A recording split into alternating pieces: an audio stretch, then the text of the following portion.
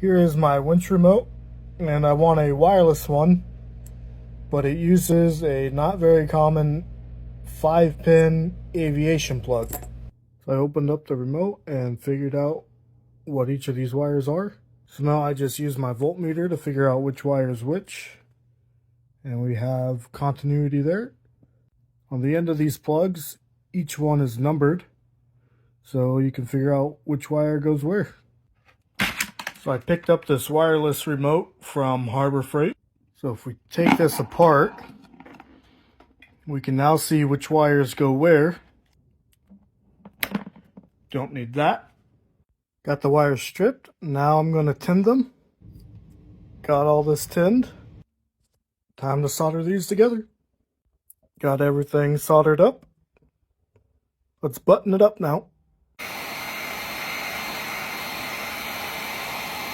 Got the end screwed on. Time to go test it.